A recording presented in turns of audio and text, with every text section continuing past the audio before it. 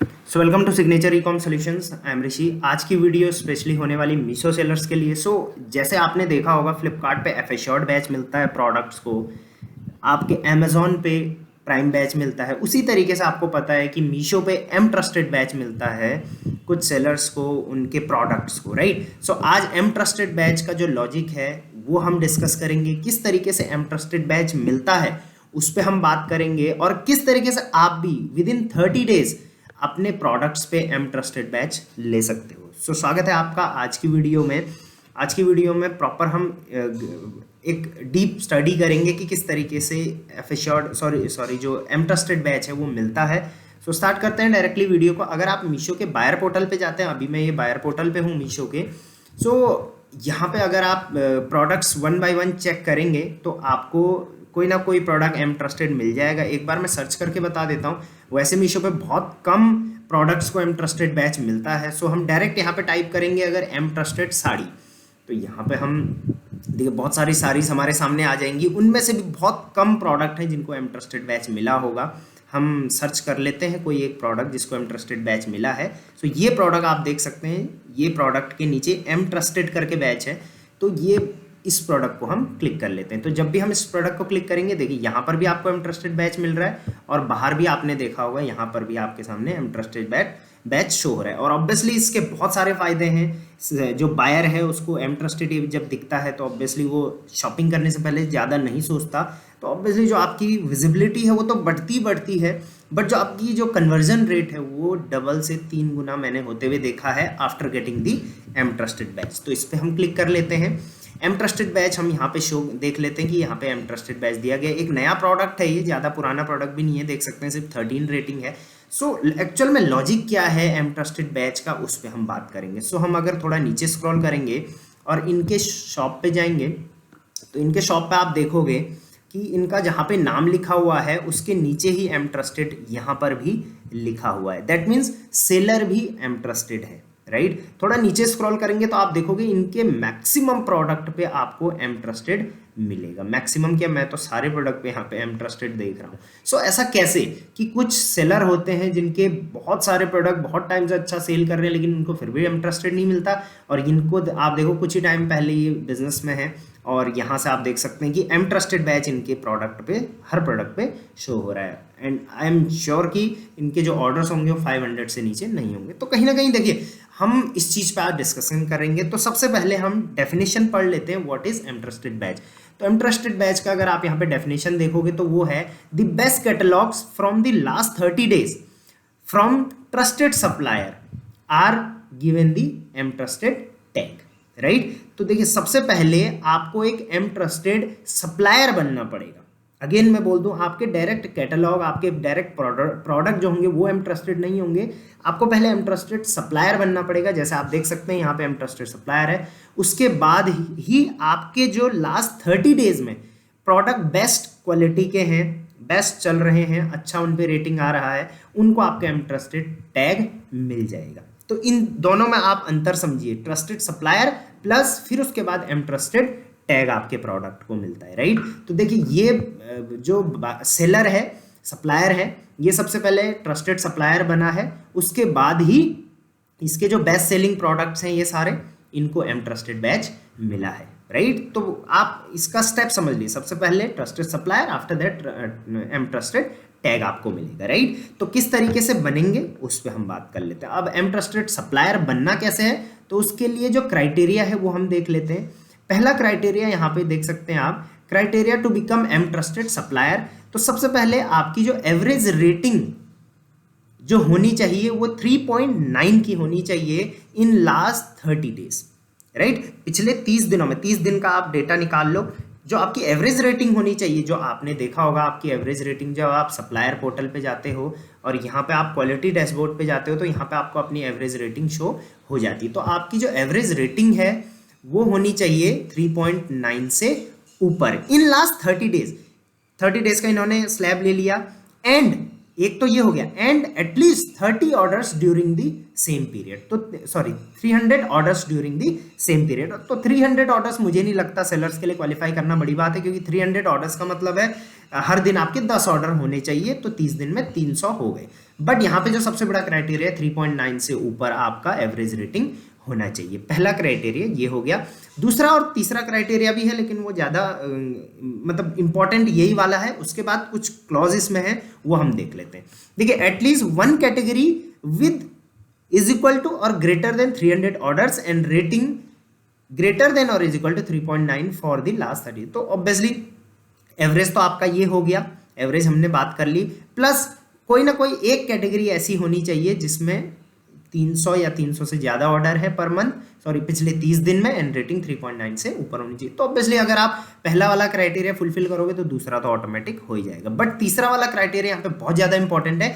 No category having greater than और is equal to 300 orders should have a 30 days rolling window rating of less than 3.9। तो आप अलग अलग categories में काम करते हो, तो कोई भी कैटेगरी ऐसी नहीं होनी चाहिए जिनमें ऑर्डर तो 300 से ज़्यादा हैं पिछले एक महीने में, लेकिन 3.9 से लेस रेटिंग आपकी है, राइट। तो इस चीज़ का आपको ध्यान देना है कि ये क्राइटेरिया तो फुलफिल होना ही चाहिए, प्लस ये उसमें नहीं होना चाहिए। ये होगा तो फिर आपको फिर से एमट्रस्टेड बैच, जो आपके एमट्रस्टेड टैग है, बैच है आपके सप्लायर पे, पोर्टल पे, वो नहीं मिलेगा, राइट। अब अगर आपने ये क्वालिफाई कर लिया, ये तीनों क्राइटेरिया क्वालिफाई कर लिए, आपको एमट्रस्टेड टैग, ये इस तरीके का एमट्रस्टेड सप्लायर बैच मिल जाएगा। और उसके बाद अगर आप उसको बिगाड़ते हो तो ये चला भी जाएगा। ऑब्वियसली ये 30 डेज का रोलिंग आउट पीरियड होता है, राइट। तो इसका आपको ध्यान देना है। प्लस अगर आपको लगता है आपने क्राइटेरिया फुलफिल कर दिया है फिर भी नहीं आया है, आप अपनी शॉप पे जाके देखो, ये शॉप है आपकी, यहाँ पे जाके देखो, और अगर नहीं आया है तो आप टिकट जनरेट करो कि मुझे नहीं आया है, तो उनके तरफ से कई बार क्या होता है, एक्टिवेट नहीं होता है, राइट। तो इस चीज़ का आपको ध्यान देना है। अब क्या होगा, आप एमट्रस्टेड सप्लायर बन गए। अब आपके जितने भी टॉप प्रोडक्ट्स होंगे 30 डेज में, लास्ट 30 डेज में, उनको एमट्रस्टेड टैग मिलता जाएगा। And believe me, your sale will be more than 100, more than 200, in some case more than 1000 orders भी पर डे निकालते हैं सेलर्स इस तरीके से, राइट। अब ठीक है भाई, क्राइटेरिया तो पता चल गया, लेकिन अब आप आज से अगर 30 डेज, आगे के 30 डेज का काम शुरू करें और एमट्रस्टेड सप्लायर बनने के और जाएं, ट्रस्टेड सप्लायर आपको बनना है, तो किस तरीके से बन पाएंगे, उनका मैंने यहाँ पे पॉइंट नोट कर रखा है। तो उसके लिए आपको दो क्राइटेरिया पे ध्यान देना है। अगर आपके 10 ऑर्डर पर डे नहीं है तो उसको आप बढ़ाने पे फोकस करो सबसे पहले तो, राइट। और ऑब्वियसली है, मैक्सिमम सेलर्स के होते हैं 10 ऑर्डर्स पर डे से ऊपर, तो वो इसके लिए काम कर सकते हैं। अब ये तो फुलफिल हो गया, अब हमने जो रेटिंग है उस पर काम करना है। तो उसके लिए आपको क्या क्या चीज़ें करनी है, यहाँ पे मैंने नोट डाउन कर रखी है। We will go through this one by one.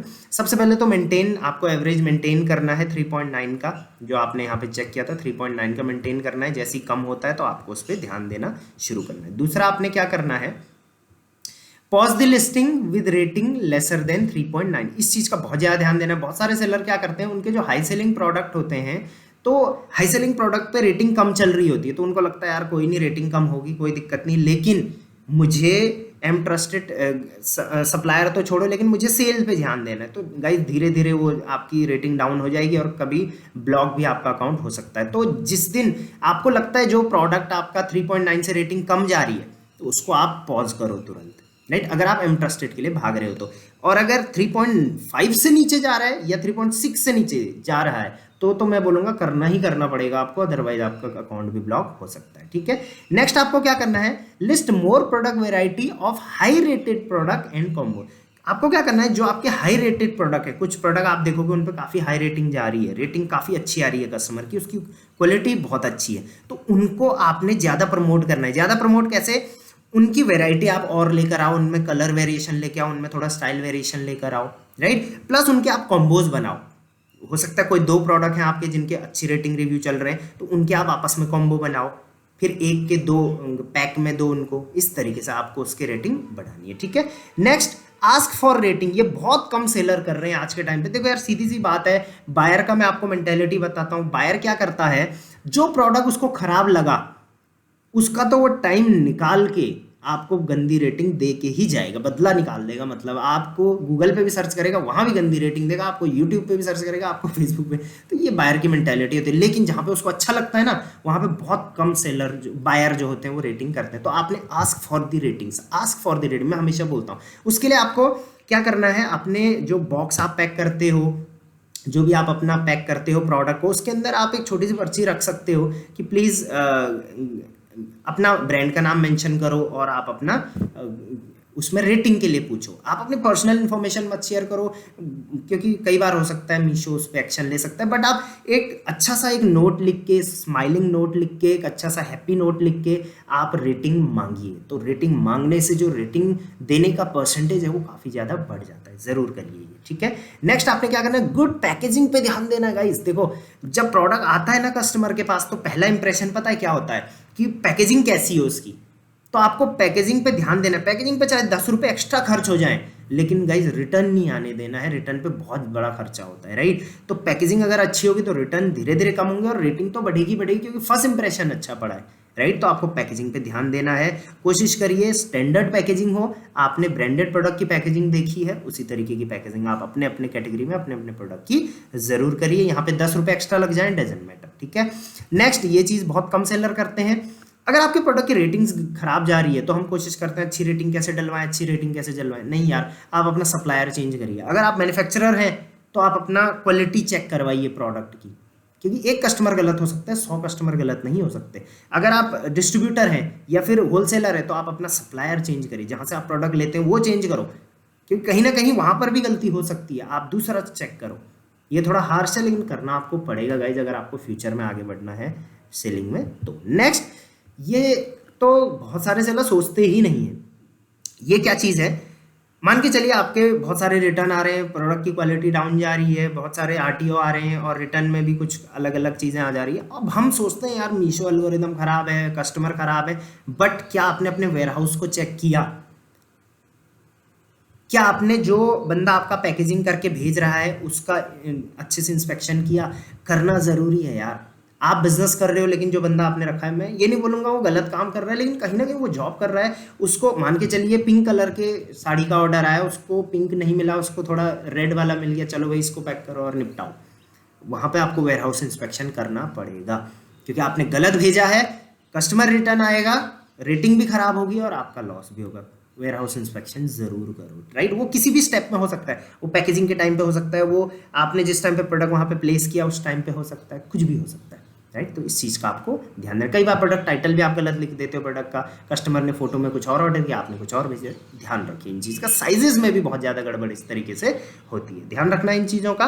I hope ये वीडियो आपको कारीगर लगी होगी और आज से आप स्टार्ट करोगे इंटरेस्टेड बैच के लिए। एंड बिलीव मी, आज से 1 महीने बाद आपके पास इंटरेस्टेड बैच जरूर होगा। ये वीडियो इन्फॉर्मेशनल लगी है, लाइक कर देना वीडियो को, सब्सक्राइब करना चैनल को, और किसी और टॉपिक पे वीडियो चाहिए कमेंट में जरूर बताना। Till then, thank you very much, keep selling online, be happy.